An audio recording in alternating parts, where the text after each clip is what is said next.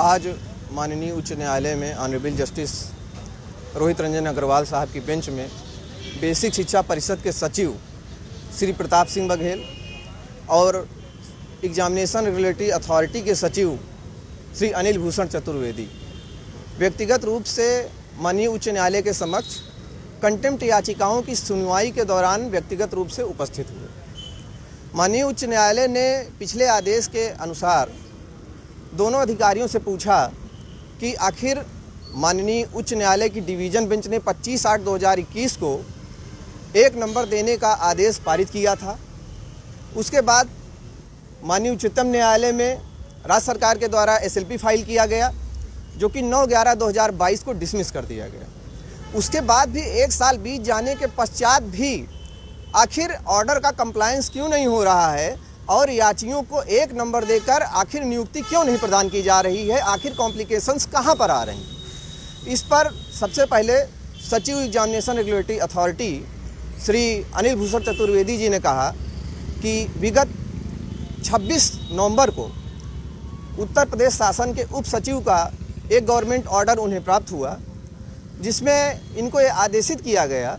कि इस bunch matter में टोटल जो 9 कंटेम्प्ट एप्लीकेशंस पड़ी हुई हैं, इसमें टोटल मिलाकर के 15 अभ्यर्थी हैं। इनके कंटेम्प्ट एप्लीकेशन को डिसाइड करते हुए इनके कंटेम्प्ट एप्लीकेशन के ऑर्डर के परसुएंस में 1 नंबर दे करके बेसिक एजुकेशन बोर्ड के सचिव श्री प्रताप सिंह बघेल को आगे की कार्रवाई करने हेतु फॉरवर्ड कर दें और उसके पश्चात कंप्लायंस हम कर देंगे। इस पर माननीय उच्च न्यायालय ने पूछा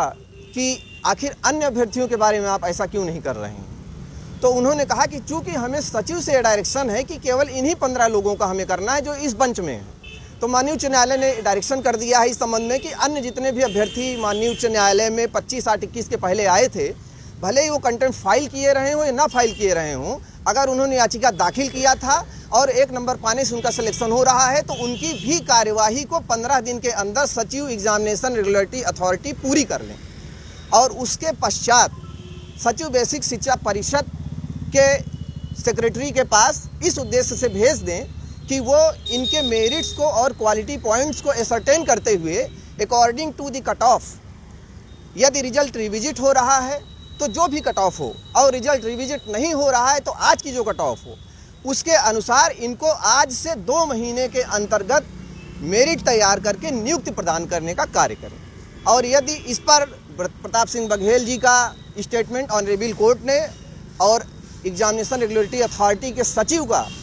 स्टेटमेंट भी ऑनरेबल कोर्ट ने रिकॉर्ड कर लिया है, और इसी के साथ इन सभी 9 याचिकाओं को कंटेम्प्ट एप्लीकेशंस को माननीय उच्च न्यायालय ने इसी निर्देश के साथ निस्तारित कर दिया है कि आज से 2 महीने के अंतर्गत इन याचियों को तो नियुक्ति प्रदान कर ही जाए, और इसके अलावा जो भी अन्य याची हैं उनका भी कार्य प्रगति करते हुए सभी इन सब मामलों को यहीं से समाप्त कर दिया जाए। और यदि इनका कंप्लायंस इस ऑर्डर का ऑनरेबल जस्टिस रोहित रंजन अग्रवाल साहब के ऑर्डर का यदि आज की डेट का अगर कंप्लायंस नहीं करते हैं, तो याचियों को फिर से एक लिबर्टी दे दिया है कि वो रिकॉल एप्लीकेशन मूव करके इस केस को रीओपन करवा सकते। कौन-कौन से प्रमुख याची थे इसमें? लीडिंग एप्लीकांट उपेंद्र कुमार दयाल, अलका दुबे और अन्य थे। परिचय मैं एडवोकेट अनुराग त्रिपाठी, याचियों का अधिवक्ता, साथ में एडवोकेट श्री राहुल कुमार मिश्र हमारे साथ।